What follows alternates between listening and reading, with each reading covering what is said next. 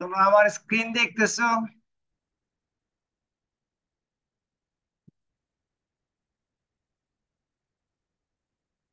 Hello, তোমরা আমার screen কি দেখছো? কথা শুনতেছো আমার? জি স্যার, দেখছি।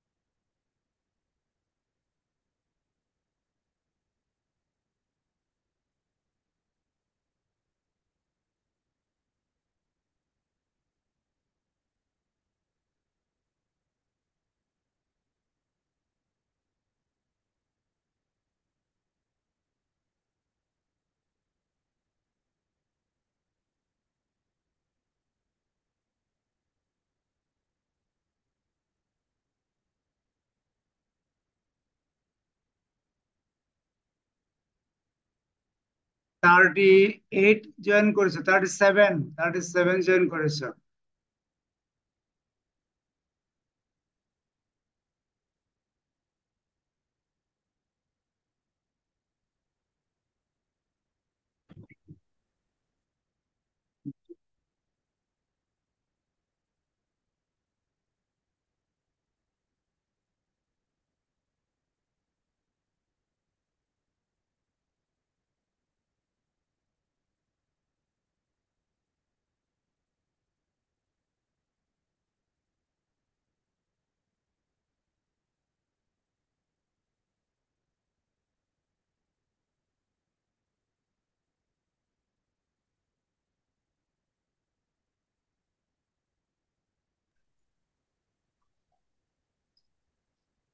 তোমরা আমার কথা শুনতেছো?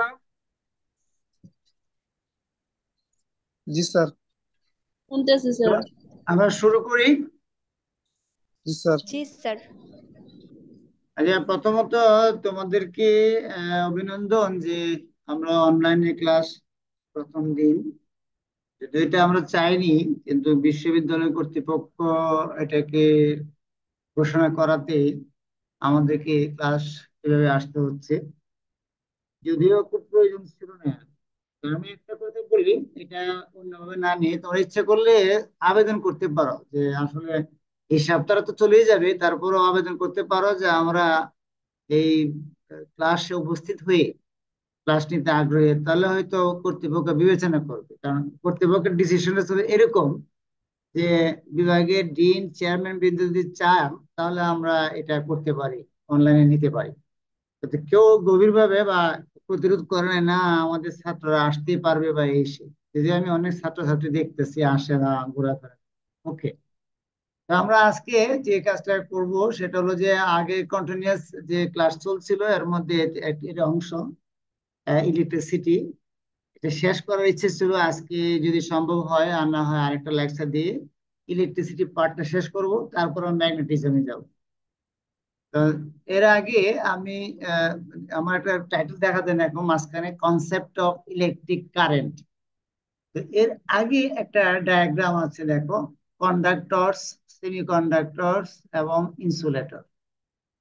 তো আমাদের স্বাভাবিকভাবে প্রশ্ন জাগে, কন্ডাক্টর বলতে আমরা বুঝি যার মধ্যে দিয়ে সহজেই বিদ্যুৎ চলাচল করতে পারে, আর ইনসুলেটর বলতে আমরা বুঝি যার মধ্যে দিয়ে বিদ্যুৎ চলাচল করতে পারে না, তাই না? আরেকটা বিষয় আছে যে নাম হলো সেমিকন্ডাক্টর। এটা প্রায় ইনসুলেটরের মতো, কিন্তু স্পেসিফিক কিছু সময় এর মধ্যে পার্টিকুলারলি টেম্পারেচারের উপর নির্ভর করে, যে টেম্পারেচার যদি বাড়ানো হয় তাহলে এর মধ্যে দিয়া ইলেকট্রিসিটি সাধারণ কন্ডাক্টরের আরো বেশি যায়, ফলে এই সেমি কন্ডাক্টরের গুরুত্বটা বেড়ে গেল। এবং বর্তমান যে যুগটা চলছে এটার নাম হলো সেমি কন্ডাক্টর যুগ। আর সামনে যে আসতেছে তোমাদের জন্য সেটা হবে সুপার কন্ডাক্টর যুগ। তো কন্ডাক্টর বলতে আমরা বোঝাই কিছু বাধা আছে, রেজিস্ট্যান্স থাকবে। তো এক্ষেত্রে আমরা কিছু মাইক্রোস্কোপিক বিষয়ে চিন্তা করি যে কেন আমরা কন্ডাকশন বা কন্ডাক্টিভিটি হয়, আর ইনসুলেটরে কেন চলাচল করতে পারে না কারণ। তো সেটা আমরা ব্যাখ্যা করতে গিয়ে ব্যান্ড ডায়াগ্রাম, এই যে জিনিসটা দেখাচ্ছি এটা নাম ব্যান্ড ডায়াগ্রাম। নিচে এগুলির নাম হলো ব্যালেন্স ব্যান্ড। আমরা একে দেখাচ্ছি নিচে ব্যালেন্স ব্যান্ড। হ্যাঁ, এগুলির ব্যালেন্স ব্যান্ড। তো সেগুলি অর্থ হলো যে এখানে ইলেকট্রনে পরিপূর্ণ। এখন সেই ব্যালেন্স ব্যান্ড থেকে যদি কোনো কারণে ইলেকট্রন আমরা উপরে কন্ডাকশন ব্যান্ডে নিতে পারি, তাহলে যেখানে বলা হয় মুক্ত ইলেকট্রন, সহজে আমরা ইলেকট্রিসিটি পেয়ে যাব। ইনসুলেটরের বেলায় দেখো যে অনেক বড় লম্বা গ্যাপ, যেখানে আমরা যত চেষ্টা করি না কেন ইলেকট্রন মুক্ত করা যায় না, অর্থাৎ সেখানে আমরা কোনো ইলেকট্রন প্রবাহ বা কারেন্ট পাই না। তারপরে অন্যদিকে যে মেটাল বা কন্ডাক্টর বলে সি, সি, সেখানে দেখা যায় যে উপরে কন্ডাকশন ব্যান্ড এবং নিচের ব্যালেন্স ব্যান্ড খুব কাছাকাছি থাকে এবং ওটাকে বলে ওভারল্যাপ করে। যেটা আমি অনেক গ্যাপ দেখাচ্ছি কিন্তু খুব সামান্য, একেবারে গ্যাপ নাই বলা যায়, এগুলো ওভারল্যাপ, ফলে খুব দ্রুত সহজেই ইলেকট্রন মুক্ত অবস্থায় পাওয়া যায় কন্ডাক্টর বা মেটালে। ফলে আমরা এটাকে বলছি কন্ডাক্টর, বা যার মধ্যে দিয়ে সহজে বিদ্যুৎ চলাচল করতে।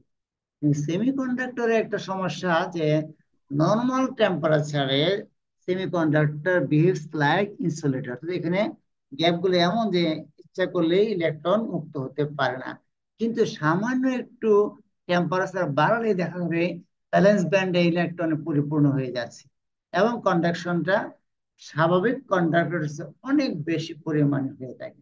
সেই জন্য আমরা কন্ডাক্টর, সেমিকন্ডাক্টর, ইনসুলেটর এগুলিকে ব্যান্ড ডায়াগ্রাম দ্বারা এভাবে প্রকাশ করা হয়। এখানে যে জিনিসগুলি একে একে দেখাচ্ছে এগুলি হলো স্টেটস বা অ্যাভেলেবল এনার্জি স্টেটস। তার জন্য ফর ইলেকট্রন, ইলেকট্রন যদি মুক্ত হয়ে যায় তাহলে তাকে যা যেভাবে খুশি সেভাবে নিতে পারো, যেদিকে ইচ্ছা সেদিকে নিতে পারো। তারপরে এই জন্য ব্যালেন্স ব্যান্ড মানে হলো যে পরিপূর্ণ সংখ্যায় ইলেকট্রন থাকে, সেখান থেকে আমাকে মুক্ত করতে হবে। যেমন আমরা আগে দেখেছি যে একটা কন্ডাক্টর, একটা রড অথবা একটা তার, এর উপরে অর্থাৎ সারফেসে সবচেয়ে বেশি মুক্ত ইলেকট্রন থাকে আর ভিতরে কম থাকে, ফলে আমরা সবসময় মাঝখানে ইলেকট্রিসিটি বা কন্ডাকশন ইলেকট্রন পরিমাণ খুব কম থাকে, সবসময় থাকে সারফেসের উপর। ওকে, এখন আমাদের কনসেপ্ট অফ ইলেকট্রিক কারেন্ট, যেটা আমরা এর আগে বলেছি, কারেন্ট মানে হলো চার্জের চলাফল, অর্থাৎ rate of change of charges. আমরা কারেন্ট আই দিয়ে লিখছি। আর এখন তুমি স্মল আই দিয়ে লিখছি, যেহেতু গাণিতিক ভাবে আমরা লিখছি, তোমরা জানো তার রেট অফ চেঞ্জ অফ, এবং সেটাকে আমরা ডি কিউ বাই ডিটি দিয়ে প্রকাশ করছি। সেই ডিফিনিশনটা কি, অ্যাকচুয়ালি আমরা লিখছি বড় হাতের I equal to Q by T, আর এখন লিখছি d Q by dT, actual সংজ্ঞা, এবং তোমার ম্যাথমেটিশিয়ানরা বুঝো এই সংজ্ঞাটা সবচেয়ে ফ্রুটফুল সংজ্ঞা। তো এরকম ভাবে আমরা লিখছি if the rate of flow of charge is constant. এখন আমরা দেখতে চাই যে কন্টিনিউয়াস মানে কনস্ট্যান্ট থাকে, কোনো পরিবর্তন না হয়, the current is said to be steady or constant.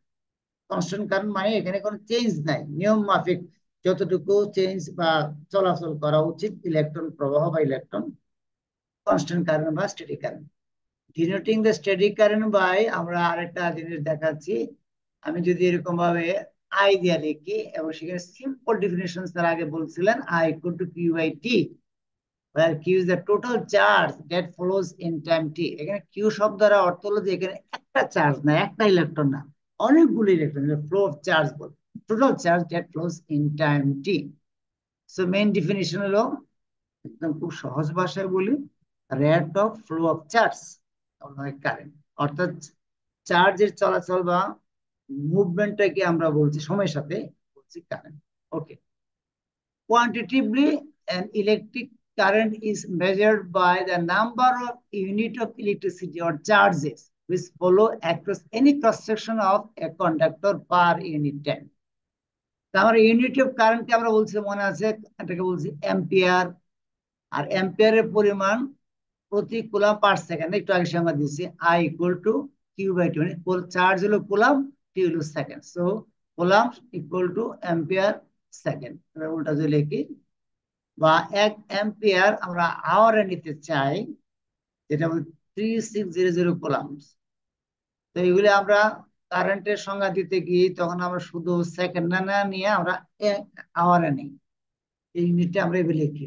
ওকে, কারেন্টের পর আসলে কারেন্ট ডেন্সিটি, এবং সেখানে একটা ইকুয়েশন পাবো যা বলছি equation of continuity. Current density যে দিয়ে লিখছি I/A, মানে প্রতি একক ক্ষেত্রে যে পরিমাণ কারেন্ট সেটা হচ্ছে কারেন্ট ডেন্সিটি, স্বাভাবিক সংজ্ঞা I/A। আবার I ছিল Q/T divided by A. Current density at point in a conductor is defined as the quantity of charge that flows through a unit area of cross section around that point per unit time. The unit area being normal to the flow of charge at that point. Normal শব্দ বলতে কি, অর্থাৎ তুমি একটা surface চিন্তা করো, কল্পনা করো, সরাসরি আঙ্গুল সোজা করে দাঁড়া করে দেখো, এই বরাবরটাকে বলা হয় নরমাল বলা হয়। তো এইভাবে প্রতি একক ক্ষেত্রফলে যে পরিমাণ চার্জের চলাচল আমরা দেখতে পাই সেটাকে বলছি কারেন্ট ডেনসিটি। তো যদি একক ইউনিট চিন্তা করি তাহলে simply J equal to I. আমরা এটি অনেক সময় দেখবা জে না লিখে আই লিখে আবার আই এর জায়গায় জে লিখে, এর মানে হলো কি প্রতি ইউনিট যদি আমরা ধরি তো আই যে কথা জে একই। ওকে, তো কারেন্ট ডেনসিটির একক কি হবে? কেউ বলতে পারো কারেন্ট ডেনসিটির একক কি হবে? বলো তো, কথা শোনা এম্পিয়ার যাচ্ছে? এম্পিয়ার অ্যাম্পিয়ার, পার মিটার হ্যাঁ, square. Per metre square, ampere per metre square. Good.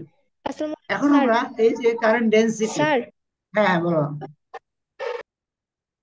হ্যাঁ শুনতেছি। স্যার আমাদের অ্যাটেন্ডেন্স কি নেওয়া হবে, নিলেও বা ও কিভাবে সেটা নেওয়া ওখানে হবে, রেকর্ড এটা হচ্ছে হচ্ছে না, অনেকে সেই জানতে রেকর্ড চাচ্ছে আর কি থেকে স্যার। আমি উঠাই দিই।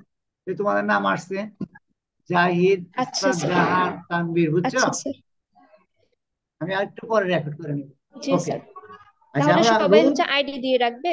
হ্যাঁ হ্যাঁ এই তো লেখা আছে তো, সবার তো আইডি দিছে, আমার নাম দিছে দেখা যায় না, আইডি দেওয়া উচিত। যেমন পাশে জাহিদ ব্র্যাকেট দিছে, তানভীর আহমেদ সে পাশে দিছে। এটা নিয়ম হলো তোমাকে আইডি নাম্বারটা না দিলে আমি আবার পাশে খুঁজে বাইর করে দেওয়া আমার জন্য কষ্ট হবে।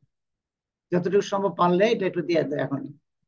ওকে, আমরা এখন কারেন্ট ডেনসিটি না দিয়ে এখন চার্জ ডেনসিটি, চার্জের একটা ঘনত্ব আছে প্রতি একক, চার্জ ডেনসিটিকে আমরা রো দিয়ে লিখি, রো।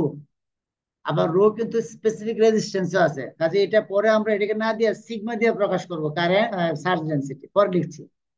তো তাহলে আমরা যদি এরকম একটা চার্জ ডেনসিটি রো দিয়ে লিখি in a conductor, then relation with current density সম্পর্ক দেখা যাবে যে del rho by del t equal to minus gradient of J del dot J, এটা হলো গ্রেডিয়েন্ট অফ জে বা কারেন্ট ডেনসিটি, বা এটাকে যদি লিখতে পারি del rho by del t plus divergence of J equal to zero. এটা একটা ইকুয়েশন, যে ইকুয়েশনটা তোমরা ফ্লুইড ডাইনামিক্সে পড়ছো এবং সামনেও পড়বা যারা ম্যাথমেটিক্স পড়ো। এটাকে বলা হয় ইকুয়েশন অফ কন্টিনিউটি বা conservation equation. This is known as equation of continuity or express the conservation of flow of charge. ঠিক যেমনই ভাবে তোমরা হাইড্রোডাইনামিক্স পড়বা এবং সেখানে পড়বা ফ্লো অফ ফ্লুইড, ভিসকোসিটি, এই সে পড়তে গেলে ইকুয়েশন কন্টিনিউটি পড়বা। তো একইভাবে যেটা ফ্লো, কারেন্টের ফ্লো মানে চার্জের ফ্লো, সেটা এই ইকুয়েশনটা একই ফর্মে তোমরা দেখবা। হয়তো ওখানে চার্জ ডেনসিটি দিচ্ছি রো দিয়া, আর ওখানে ফ্লুইড ডেনসিটি একটা ভিন্ন ইয়ে দিয়ে লিখবে এবং আলাদা ডিফারেন্সিয়েশন এবং কোয়ান্টাম মেকানিক্সের ডিফাইন করা আলাদা ওয়েভ ভেক্টর ওয়েভ ফাংশন দিয়ে। ওকে, জাস্ট জানার জন্য বা চেনার জন্য এটাকে বলা হয় equation of continuity and is analogous to the flow of liquid, তোমরা যেটা ফ্লুইড ডাইনামিক্সে পড়বা। ওকে, তারপরে আমরা একটু আগাই। নাও ফর স্টেডি স্টেট, তার মানে কি there is no change with time, the charge density throughout the conductor remains same, যেহেতু কোনো পরিবর্তন নেই, হ্যাঁ আমরা কি ডেল রো বা ডেল টি জিরো, তাহলে এই যে যেহেতু চার্জ ডেনসিটির কোনো পরিবর্তন নাই তাহলে ডেল রো বা ডেল টি সমান জিরো হবে। ফর সাচ কেস এর আগের ইকুয়েশন যেটা লিখতাম যে ফ্লুইড ডাইনামিক্স বা ইকুয়েশন কন্টিনিউটি, সেখানে এই অংশটা জিরো হলে বাকি থাকবে divergence of J equal to zero. এই সম্পর্কটা আমি যদি বোর্ডে সম্পর্কটা বুঝাতে চাই যে ডাইভারজেন্স বা del dot J equal to zero, এর মানে কি? এরকম একটা ইকুয়েশন করছো, del dot B equal to 0। কার বেলায় পড়ছিলাম করবা?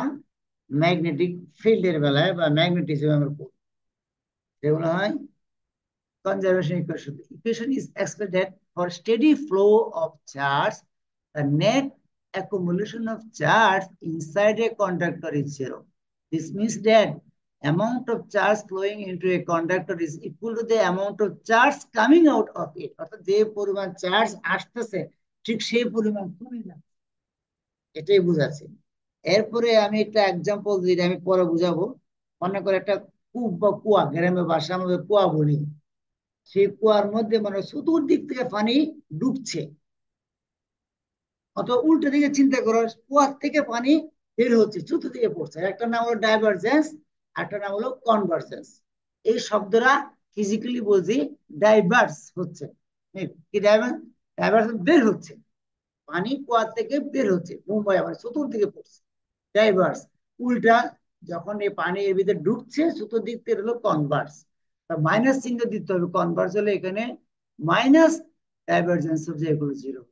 তো এটা ফিজিক্যাল মিনিং, আমরা ভৌত ব্যাখ্যাটা খুব চমৎকার, আমরা এটা এভাবে বুঝাই থাকি। ওকে, এরপরে আসি ওহমস ল, যেটা তোমার ইন্টারমিডিয়েট পড়েছিল, সাথে থাকে রেজিস্টিভিটি, কন্ডাক্টিভিটি এটসেট্রা। তোমরা বাংলায় পড়েছো, আমি একটু ইংলিশে বলবো। বাংলায় কেমন পড়েছো মনে আছে? ওহমস লটা, স্থির তাপমাত্রায় কোন পরিবাহীর দুই প্রান্তের বিভব বৈষম্য বা পার্থক্য ওর মধ্যে দিয়ে প্রবাহিত তড়িৎ প্রবাহের সমানুপাতিক। মনে আছে তো? ঠিক একই জিনিস আমরা দেখছি। এটা ফিক্সড টেম্পারেচার, অবশ্যই মনে রাখতে হবে নির্দিষ্ট তাপে, কারণ তাপের সাথে রেজিস্ট্যান্সের সম্পর্ক আছে। তাপ বলে রেজিস্ট্যান্স বেড়ে যায়, আর মানে কারেন্টের সমস্যা হয়, কমে যায়, এক্সেট্রা। সেই জন্য স্থির চাপ মনে থাকতো, fixed temperature, constant temperature. The potential difference between the two ends of a conductor is directly proportional to the current flowing through the conductor. আমি বাংলা যা বললাম ইংলিশে তাই লিখলাম, ঠিক আছে? দেখো, আমি একটা সার্কিট এখানে আঁকছি। দেখো, এই সার্কিটে মাঝখানে রেজিস্ট্যান্স, এ প্রান্ত এ, এ প্রান্ত বি। তাহলে এই এ প্রান্তে বিভব হলো বি এ, আর বি প্রান্তে বিভব বি বি। বিভব পার্থক্য থাকলেই কারেন্ট যাবে, সেটা আমি এভাবে ইন্ডিকেট করছি। There is a voltage difference, otherwise no current. So এখানে আমরা লিখছি BA minus BB is directly proportional to the current flowing through the circuit বা ওয়্যার যাই বলো। আর এটাকে আমরা সহজ করে লিখতে পারি BA minus BB by I সমান একটা কনস্ট্যান্ট, যেটা প্রপোর্শনালিটি কনস্ট্যান্ট, প্রপোর্শনালিটি কনস্ট্যান্ট। তোমাদের এটা আইডিয়া আছে? এন্ড একইভাবে আমি পাশে আরো চিত্র দিয়ে দেখাচ্ছি। এটা তো ব্যাটারি, তো এখানে রেজিস্টেড, একটু তারে কারেন্ট কম বেশ করার জন্য রেজিস্টেড বা পরিবর্তনশীল রোধ বসাইছি। এটা মনে রাখতে হবে, প্রশ্ন করবে ভাইভাতে। একটা নাম হলো রোধ বা রেজিস্ট্যান্স, আর একটা হলো ভেরিয়েবল রেজিস্ট্যান্স। এই যে দেখছো আমার ইয়া বোঝা যাচ্ছে, তোমাদের চিহ্ন দেখতেছো, আমার কারসার দেখতেছো? আওয়াজ হচ্ছে না তোমাদের কাছ থেকে? হ্যাঁ, জি স্যার। এটাকে বলা হয় ভেরিয়েবল রেজিস্ট্যান্স, অর্থাৎ পরিবর্তন। আমার ইচ্ছে মতো রেজিস্ট্যান্স কম বেশ করা যাবে, আর এটার ফিক্সড রেজিস্ট্যান্স। এই প্রশ্নগুলি করবে যদি কোনো ফিজিক্সের স্যার বাইবাতে থাকে, এবার আঁকতে বলবে রেজিস্ট্যান্স আঁকো। ভেরিয়েবল রেজিস্ট্যান্স, এটার নাম হলো রিওস্ট্যাট, সংক্ষেপে বলা হয় রিওস্ট্যাট। আবার এটা একই জিনিস, রিওস্ট্যাট এটা বুঝাচ্ছে, অর্থাৎ ভেরিয়েবল, আমি ইচ্ছা মতো রেজিস্ট্যান্স কম বেশ করতে পারি। সো এটা হলো এ বিন্দু, মানে এ বিন্দুতে বিভব, বি মানে বি বিন্দুতে বিভব। If there is a difference between these, তাহলে হবে current, that means B A minus B B. তাহলে এটা বলা হয় পটেনশিয়াল ডিফারেন্স, এবং সেটাকে আমরা বি দিয়ে লিখছি, সিম্পল বি দিয়ে। কথাটা ক্লিয়ার? তাহলে এই ইকুয়েশন থেকে আমরা দেখছি B A minus B B by I সমান constant, where I is the current flowing through the conductor when the potential difference between the ends of the conductor, মানে দুই প্রান্তের, is BA minus BB. The plot of BA minus BB versus current I would be a linear shown in figure. এখানে স্পষ্টভাবে দেখা যাচ্ছে, simple equation. এদিকে voltage, এদিকে current, voltage difference যত বাড়বে কারেন্ট তত বাড়বে, এই স্ট্রেট লাইন হবে। হ্যাঁ, স্ট্রেট লাইন। এটা হলো ওহমস ল। তোমরা ভর্তি পরীক্ষায় দিয়ে থাকলে সেখানে হয়তো এই ধরনের প্রশ্ন আসছে। ওহমস লটা কোনটা? B versus I, that means potential difference versus current. It's a straight line. এই যে ইকুয়েশন থেকে দেখো সম্পূর্ণ direct proportional to I, this is straight line. ওকে, তারপরে আমরা আরো আগাই। এখন এই যে ratio PA minus BB by I, which is the characteristics of the conductor. যে কোনো তার হলে হবে না, সেই তারের গুণাগুণের উপরে ওই কনস্ট্যান্ট নির্ভর করে। কি কনস্ট্যান্টটা? is defined as the resistance denoted by R. So BA minus BB by I সমান হলো R। আমার মনে হয় বিষয়টা স্পষ্ট। এবং সেই BA minus BB কে আমরা সংক্ষিপ্ত লিখছি B, অর্থাৎ ডিফারেন্সটা হবে এবং হতে হবে, নাহলে কোনো কারেন্ট চলবে না। B, so R equal to B by I. This is the Ohm's law. This is Ohm's law. এর আগে একই জিনিস আমরা ভিন্নভাবে দেখাইছি। ইউনিট, তোমরা জানো বি বা ভোল্টের একক, ভোল্টেজ ডিফারেন্সের একক volt, current ampere, resistance ohm. এরপরে তোমরা যেগুলি ইন্টারমিডিয়েট পড়ছো, আমি এটা অ্যাভয়েড করতে চাচ্ছিলাম, যে ল অফ রেজিস্ট্যান্স। রেজিস্ট্যান্স এটা কনস্ট্যান্ট হলো যেটা নির্ভর করে তারের উপর। এটা কি অ্যালুমিনিয়াম তার, এটা কি কপার তার, কপার দ্বারা তৈরি তার। হ্যাঁ, তো তোমাদের বাইবাতে প্রশ্ন করবে যে রেজিস্ট্যান্স কম বেশ কিসের উপর নির্ভর করে, কিসের উপর? ম্যাটেরিয়ালের উপর। হ্যাঁ, কোন ম্যাটেরিয়াল দিয়ে আমি তার তৈরি করছি বা সার্কিট তৈরি করছি, সেটা যদি অ্যালুমিনিয়াম হয় তার যে রেজিস্ট্যান্স, সেটা যদি কপার হয় তার রেজিস্ট্যান্স ভিন্ন। So resistance depends on material of the wire. যে তার দিয়ে আমি যে ম্যাটেরিয়াল দিয়ে যে তার তৈরি করি, সেই উপর তার উপর নির্ভর করে আর মান কম বেশ হবে। এরপরে বললাম যে রেজিস্ট্যান্স আবার নির্ভর করে কত লম্বা তার হবে, কত চিকন বা মোটা তার হবে, এইসব বিষয়ের উপর রেজিস্ট্যান্স নির্ভর করে। এবং তোমরা পড়ে আসছো, যেমন R equal to rho L by A। আমি তো আমার কার্সার গেল করি,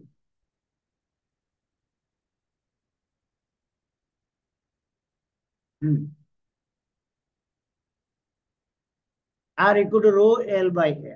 এটা কি ক্রস সেকশনাল এরিয়া। একটা ধরো মনে করো একটা পাইপ বা লম্বা একটা তার, তাকে কেচি দিয়া কাটলে একটা সিম্পল ছোট্ট একটা অংশ হলো ক্রস সেকশনাল এরিয়া। এটা রাউন্ড হয় বা রড শেপ হয়, তাহলে এটা পরিমাণটা হবে 1% পাই আর স্কয়ার। ওকে, এটা তো বোঝানোর দরকার নাই। ঠিক একইভাবে আমার কারেন্ট ডেনসিটি যে, আমরা যে ডিফাইন করছি সিগমা ইনটু ই, সিগমাটা হলো রেজিস্ট্যান্সের কি বিপরীত, বা E equal to 1 by sigma into J. যে সিগমাকে বলা হয় কন্ডাক্টিভিটি, এর বিপরীত রেজিস্টিভিটি। আমরা লিখবো এই যে এর বিপরীত রেজিস্টিভিটি।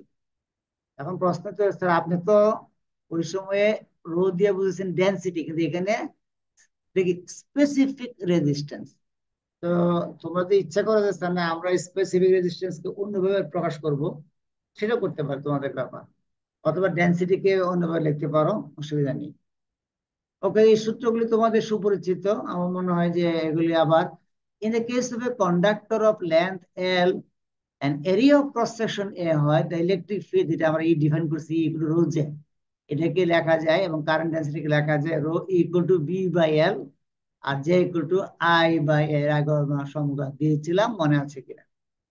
তো এই সম্পর্কগুলি আমাকে চোখের সামনে রাখতে হবে, তবে তোমার ইলেকট্রিসিটি বা কারেন্ট ইলেকট্রিসিটি বলা হয়। এই সম্পর্কে তোমাদের ভালো আইডিয়া হবে এবং কোনো ঝামেলা থাকবে না। এরপর আসি কন্ডাক্টিভিটি। আমার একটু আগে সিগমা দিয়ে লিখছি, এই কন্ডাক্টিভিটি সিগমা, এই যে সিগমা দিয়ে লিখলাম, সেই সিগমা আবার নির্ভর করে ম্যাটেরিয়ালের উপর, এবং সেখানে ইলেকট্রনের ভর, নাম্বার অফ ইলেকট্রন এটসেট্রা, এবং সেটা sigma equal to n square tau by m। n হলো total number of conduction electron, এখানে কয়টা ইলেকট্রন কন্ডাকশনে অংশগ্রহণ করে, 1000, 1 কোটি এরকম। আর এই তো চার্জ, একটা ইলেকট্রনের চার্জ টাউ, এটার নাম কি কেউ বলতে পারো? টাউটাকে কি বলা হয়? Relaxation time.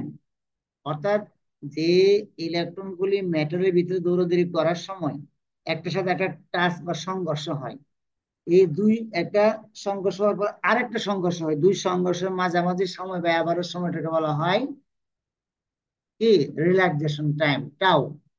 এটা ইম্পর্টেন্ট, এটা সলিড স্টেট ফিজিক্স এর বিষয়। আর এম হলো মাস of the electron.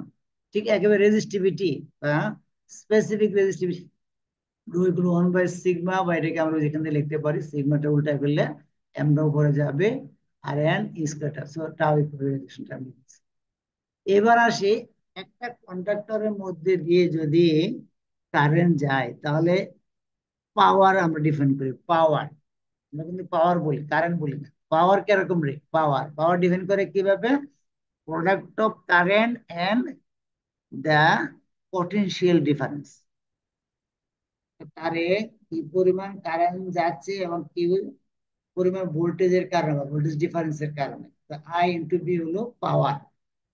Say I into B কে আবারও লেখা যায়, যেহেতু বি সমান আই, আর একটু আগে আমি ওহমস ল থেকে লিখছি, পাওয়ার সমান আই স্কোয়ার আর লেখা যায়। আমার ডিরাইভেশন ক্লিয়ার কি না? জি স্যার। জি আমার স্যার। ডিরাইভেশন ক্লিয়ার কি না? হ্যাঁ। এরপরে তাহলে therefore power B square by R বা আই স্কোয়ার আর, এই দুই ফর্মে লেখা যায়।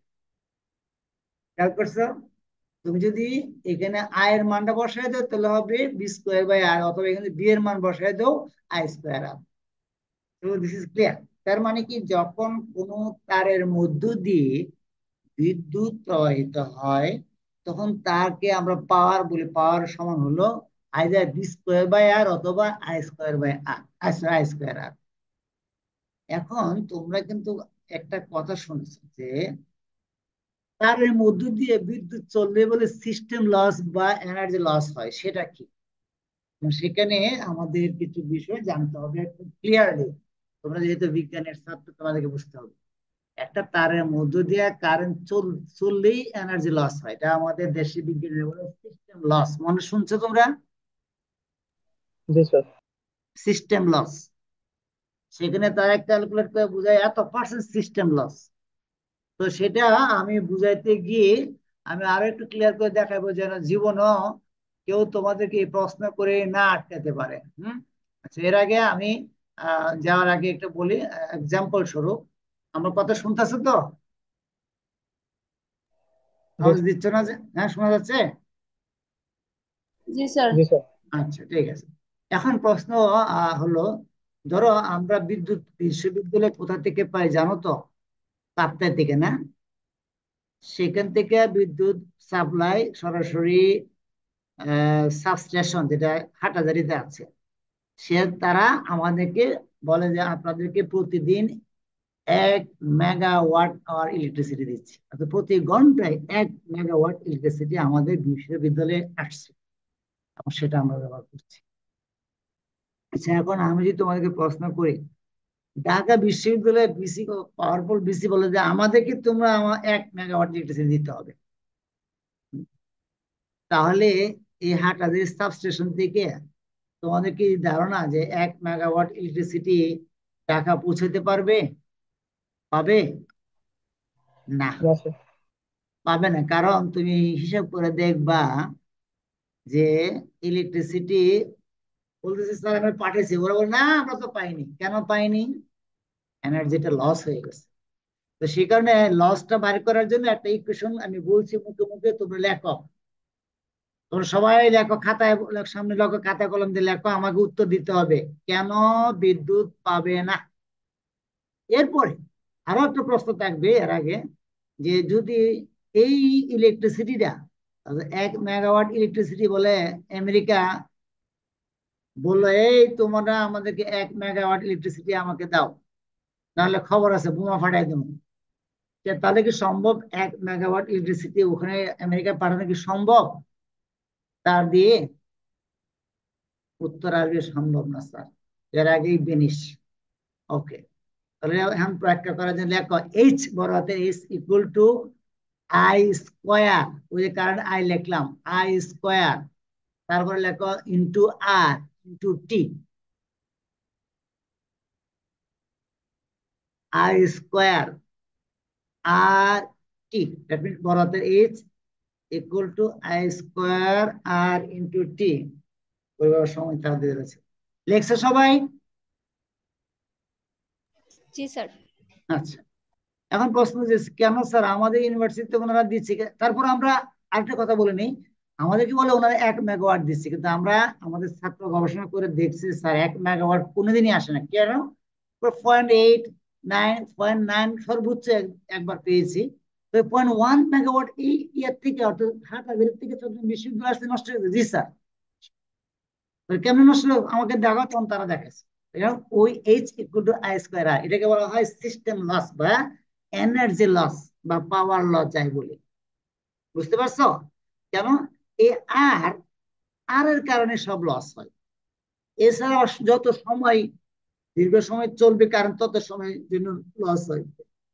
তো আরটা আবার কিসের উপর নির্ভর করে? আর নির্ভর করে একটু আগে দেখলাম, আর নির্ভর করে স্যার কি, এই এল যত লম্বা তার হবে তত বেশি কি রেজিস্ট্যান্স হবে, রাইট? তাহলে বোঝা গেল যে আমি যদি ঢাকাতে নিতে চাই তাহলে আরো বেশি লস হবে স্যার। তাহলে এখান থেকে ব্যাখ্যা করা যায় H = I²RT দিয়ে, যে এই কারণে সিস্টেম লসটা হয়। এখন আমি প্রশ্ন করবো, আচ্ছা ঠিক আছে, তুমি 1 মেগাওয়াট ইলেকট্রিসিটি তুমি আমেরিকা পাঠাতে চাও, এবং সে 1 মেগাওয়াট ইলেকট্রিসিটি পেয়ে যাবে, সম্ভব কিনা? Yes, sir. কিভাবে? Sir, without resistance, কোনো হ্যাঁ, কারণ নেই। যদি এমন একটা তার তৈরি করতে পারে যার কোনো রোধই নাই, প্রায় শূন্যের কাছাকাছি, তাহলে তো স্যার কোনো অপচয় হবে না, শক্তির কোনো অপচয় হবে না। এই যে বললেন H = I²RT, তো এরকম তার যদি বানানো যায় তাহলেই সম্ভব 1 মেগাওয়াট ইলেকট্রিসিটি ঢাকা চট্টগ্রাম কোথা থেকে হাটাজারি থেকে আমেরিকা পৌঁছানো সম্ভব। সেই তারটার নাম হলো সুপার কন্ডাক্টর। বুঝতে পারছো এখন? আর Yes, sir. সাধারণ কন্ডাক্টর যেমন কপার ওয়্যার, জি সবচেয়ে স্যার। বেশি বিদ্যুৎ চলে কপার ওয়্যার দিয়ে, তার সবচেয়ে কম রেজিস্ট্যান্স তুলনামূলকভাবে। তারপরও এইসব কপার ওয়্যার দিয়ে এই বিদ্যুৎ চলাচলের সময় এই ধরনের শক্তি অপচয় হয়। শক্তি অপচয়ের পরিমাণটা দেখছো এইচ, এটা একক হলো জুল। H = I²RT। আমি লেখা দেখতে পারলাম না, আবার লেখাটা আগে লিখতে পারলে ভালো হতো, তোমরা আরো ক্লিয়ার বুঝতে পারো। ওকে, তো আমার প্রশ্ন হয়ে গেল যে আমরা যখন বিদ্যুৎ স্টেশন থেকে, অর্থাৎ যেখানে প্রডিউস হয়, তখন যেখানে আমরা কনজিউমার আমরা যেখানে পাই, সেখানে আসা যাওয়া করার জন্য যে এনার্জি লস এর কারণ, এই কারণ ডিউ টু রেজিস্ট্যান্স, রাইট? 1 নম্বর কারণ হলো ডিউ টু রেজিস্ট্যান্স। 2, যতক্ষণ বিদ্যুৎ চলে সময় যখন R × T আছে, তারপর হলো কারেন্ট, সব I²RT, এই অংশটা হলো লস হয়ে যায়, ওটা হলো হয় সিস্টেম লস। আমি আশা করি তোমরা তোমার ছোট ভাই বোনদের বা মুরব্বী বুঝতে চাই যে তুমি সিস্টেম লসটা কি বুঝাই দাও। এই কারণে আমাদের যা প্রডিউস করা হয় তার 30% লস হয়ে যায়। ওকে, আমরা এবার আসি আমাদের কাজে। সামনে কিছু প্রবলেম দিয়ে আমি প্রমাণ করতে চাই যে তোমরা আমার এই লেকচারটা বুঝতে পারছো। আমার আর 20 মিনিট সময় নেই, 15 মিনিট আছে। এই এক্সাম্পলটা তোমরা আগে লিখে নাও, তোমরা এখন লেখো, আর আমি একটু রেস্ট নেই। তোমরা লিখে নাও, স্টার্ট দাও, মেটাল রড।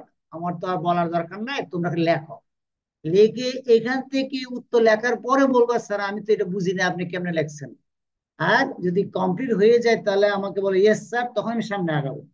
ওকে, ঠিক আছে? আওয়াজ বুঝছো না যে? জি Yes, স্যার, sir. ঠিক আছে। হ্যাঁ, তোমরা এটা লেখো এবং আমার যে সলভ করা, এটা সলভ করা যেহেতু এটা করো, মনে হচ্ছে স্যার এটা মিলতেছে না, আমাকে আওয়াজ দাও জোরে করে, জোরে।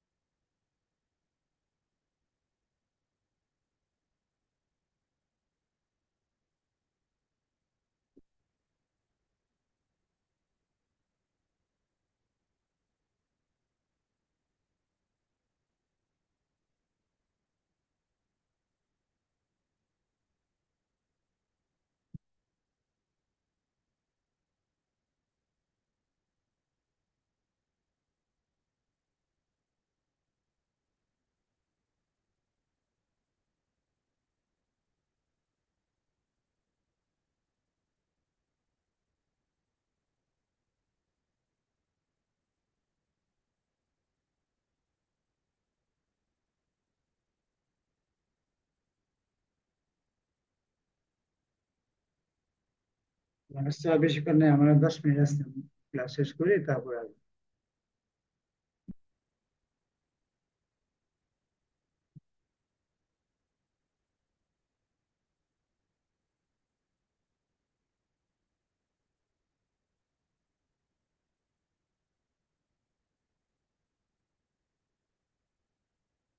তোমরা প্রবলেমটা সলভ করতে পারছো প্রথমটা?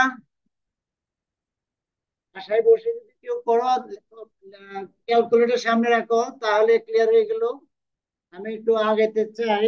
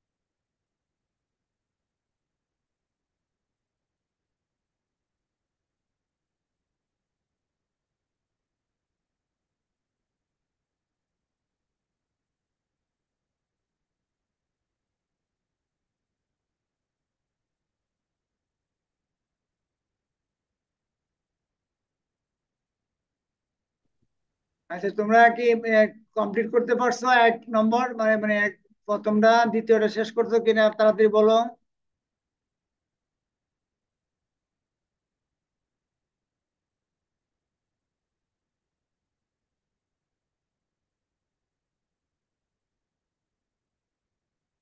তোমাদের সিয়ারের নাম নাকি, মেয়েটার নাম নাকি? স্যার আমি হুমায়রা। হুমায়রা, হ্যাঁ, নাম মনে থাকে না, আমার এটা দুর্ভাগ্য। আমার সাথে থিসিস করে আমার অসুবিধা নেই ছেলে স্যার। মেয়েদের নাম মনে রাখতে পারি না। আর তুমি কতটুকু ক্লিয়ার হয়েছে বলো আমাকে। স্যার এখানে বুঝছি, কিন্তু ওই যে ক্যালকুলেশনের মধ্যে মিটার স্কোয়ার আবার 22 সেন্টিমিটার স্কোয়ার ওইটা একটু বুঝি নাই। হ্যাঁ হ্যাঁ, সেটা আমি দেখাচ্ছি যে আমি এখানে লিখছি 0.5 সেন্টিমিটার, কিন্তু তুমি তো ওহম লিখতেছো, সেখানে মিটারে যাবে, অর্থাৎ এম ক্যাসে যাবে। তো এই মিটারকে অর্থাৎ সেন্টিমিটার, মিটার নিতে গিয়ে 10⁻⁴ দিয়ে গুণ দিলাম, বুঝছো? 1 সেন্টিমিটারের সমান, স্কোয়ারের সমান 10⁻⁴ মিটার স্কোয়ার। সো এই মনে জি নিচে স্যার নিচে বুঝছি। সেন্টিমিটার স্কোয়ার, সেন্টিমিটার কাটা যাবে, মিটার স্কোয়ার থাকবে। এখানে মিটার পার সেন্টিমিটার এখানে ছিল, তো সে কাটা যাবে সেন্টিমিটার ওহম দিয়ে। ফলে লাস্টে ওহম তো আছে, এটা তো কাটাকাটি যায় নাই। পায়ের মতো কনস্ট্যান্ট সব মিলে এখন পার মিটার, ওহম মিটার। দেখো এখানে মিটার একটা, আর উপরে মিটার স্কোয়ার, তাই না? ওহম মিটার, মিলছে? জি স্যার। ওকে, নেক্সট আসো। নিকেল ওয়্যার, আমি যে তারটা বানাইলাম কারেন্ট প্রবাহের জন্য, নিকেল দিয়ে বানাইলাম। নিকেল তো নাম শুনছে নাই। 1 মিটার লম্বা, 1 মিটার লম্বা, ডায়ামিটার হলো এত সেন্টিমিটার, এস রেজিস্ট্যান্স এর পরিমাণ 2.8 × 10⁻³ ওহম। ক্লিয়ার? একটা তার বানাইছি, যে তারের লম্বা 1 মিটার, তার ডায়ামিটার ডি, যেটা R/2, এবং তার রেজিস্ট্যান্স এত। তিনটা পার্ট জানা আছে, কি জানা আছে? এল জানা আছে, রেজিস্ট্যান্স আর জানা আছে, এবং ডায়ামিটার ডি বা R/2 জানা আছে, রেডিয়াস জানা আছে। ওকে, if an EMF, that means electromotive force of 1 volt, that means there is a difference, potential difference, এক volt, is applied between the two ends of the wire, তাহলে 1 নম্বর, calculate current through the wire. I, এই যে I equal two আমরা জানি B/R। B তো 1 volt, আর হলো এত ওহম, এই যে স্পষ্ট জায়গায় এত ওহম, ক্লিয়ার? তার পরিমাণ মাত্র এত অ্যাম্পিয়ার। হয়েছে? জি sir. 2, current density. Current density একটু আগে বললাম I/A। আই তো কারেন্ট, আর এ হলো ক্রস সেকশন এরিয়া সমান পাই আর স্কোয়ার, যেহেতু ডায়ামিটার বলছি, পাই আর স্কোয়ার। আর কত? আর আর হলো D/2, দিয়ে ভাগ দেবে 2 দিয়া, রাইট? এবং মিটারে নিবা, যদি সেন্টিমিটার, এটা মিটারে নিবা, নিয়ে 2 দিয়ে ভাগ দিবা, দিলে যা হবে সেটা হবে এত 0.55 স্কোয়ার করে করো পাই আর স্কোয়ার, এবং সেখানে মিটারে নিবা, নিলে হবে এত অ্যাম্পিয়ার পার মিটার স্কোয়ার। ঠিক একেবারে electric field, the electric E equal to B by L, একটু আগে পড়ছো। এল তো লম্বা, কত লম্বা? 1 মিটার, এই যে 1 মিটার। আর বি তো একটু আগে বললাম sir 1 volt. So 1 volt by 1 metre মানে 100 সেন্টিমিটার, সেন্টিমিটার নিয়ে কাজ করছি। এত ভোল্ট আবার নিয়েছি, এত ভোল্ট পার মিটার। একইভাবে আগের মতো এক এক দিয়ে ভাগ করলে হয়ে যেত। এখানে আমি 100 না দিয়া 1 ভোল্ট বাই 1 মিটার দিলে হয়ে যেত, 1 ভোল্ট মিটার বা ভোল্ট পার মিটার। ওটা আমি অতিরিক্ত লেখাটা ঠিক হয়নি। ওকে, তাহলে দুটো শেষ হয়েছে। হ্যাঁ, জি স্যার। তারপরে শেষেরটা জি আসো। স্যার।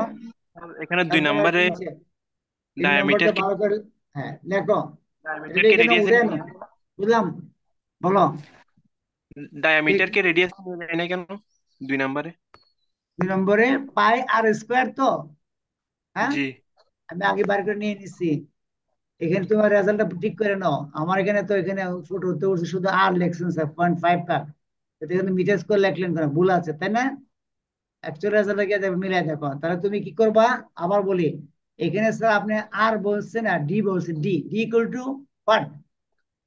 আর এর সাথে আর হলো রেডিয়াস আর ডি হলো ডায়ামিটার, সম্পর্কটা কি? আর একটু d/2। d/2, না? জি d/2। তাহলে 0.55 কে ভাগ দিবা 2 দিয়ে, সেন্টিমিটার মিটার নিবা, নিয়ে স্কোয়ার করবা, করলে রেজাল্ট হবে। ক্লিয়ার? ভুল থাকতেও পারে, তুমি নিজে এটা সংশোধন করে নিবা। কারণ আমাকে যেহেতু কারেন্ট ডেন্সিটি অ্যাম্পিয়ারে লিখছি, ওটাও মিটারে লিখতে হবে, অ্যাম্পিয়ার পার মিটার স্কোয়ার।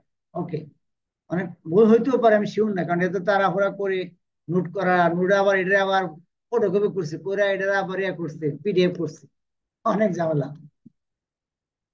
কিন্তু চিন্তা করে নাই, এটা তো আমার লেকচার তো রেডি করা ছিল না, টাইপ করা থাকতো তাহলে কি ধরা পড়তো। ওকে, লাস্ট লেখো, এবং পেজ নাম্বার দিয়ে রাখছি, Haque Rafiqul and Rai, page number 149 থেকে 51। A 20-watt electric lamp operates at 12 volt DC direct. The available DC voltage supply is 140 volt. Make a suitable circuit to light the lamp. এটা আমার ফিজিক্সের ছাত্রদেরকে প্রশ্ন করি। From the supply line using a resistance in series. Calculate the value of resistance used. What is the minimum voltage? What is of what থেকে what is R what minimum what কত of resistance to be used? এই জিনিসটা তোমরা করে নিবা, লিখে নাও, যদি সম্ভব হয় আমাকে দেখাইবা রেজাল্টটা। এই জিনিসটা একটু কঠিন, সময় লাগবে, তারপর তোমরা না, এটা আমি ফিজিক্সের ছাত্রদের জন্য রাখি। ওকে, দুইটা করতে পারলে আমার মনে হয়ে যাবে। তারপরও কারো যদি কোনো কিউরিওসিটি থাকে যে আমি তা করছি বা করতে পারছি, রেজাল্টটা মিলছে কিনা, এটা জানাবেন। ওকে, তো আমার মনে হয় যে আমি আজকে এই জিনিসটা খুব সময় লাগছে, যদি আগের থেকে প্রিপারেশন থাকতো তাহলে ভালো হতো। আচ্ছা, আগামীকাল অথবা রাত্রে, আজকে রাত্রে ক্লাস নেওয়া যাবে?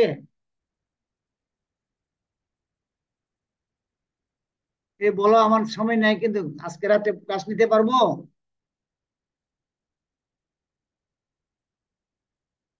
হুম, স্যার কালকে নিলে ভালো। কালকে? তাহলে কালকে সময় বলো, এই সময়। স্যার এই স্যার টাইমেই। আপনাদের টাইম সুবিধা হবে। আচ্ছা, আমি চেষ্টা করবো আগামীকাল ইনশাআল্লাহ 10:30 ক্লাস নিতে। ওকে, ওকে। আজকে 67 প্রেজেন্ট ছিল, আমি তার এখন এখন 2 জন 3 জন 4 জন কমে গেছে। 67 ছিল আমার রেকর্ডে, আমি তাদের ফার্স্ট লিস্টে দেওয়ার চেষ্টা করি। ওকে, সবাই জি স্যার, ভালো থাকো। ধন্যবাদ। আর সম্ভব হলে তো আমি যেটা বললাম যে তোমরা কর্তৃপক্ষকে জানাইতে পারো তোমাদের উইশ, আগামী সপ্তাহ থেকে স্যার আমরা সরাসরি ক্লাসরুমে বসে ক্লাস করব। হয়তো আমার মনে হয় বিষয়টা চিন্তা করতেও পারে। তো সবাই ভালো থেকো, আমি এই মুহূর্তে বন্ধ করে দিচ্ছি। আল্লাহ হাফিজ। আসসালামু আলাইকুম।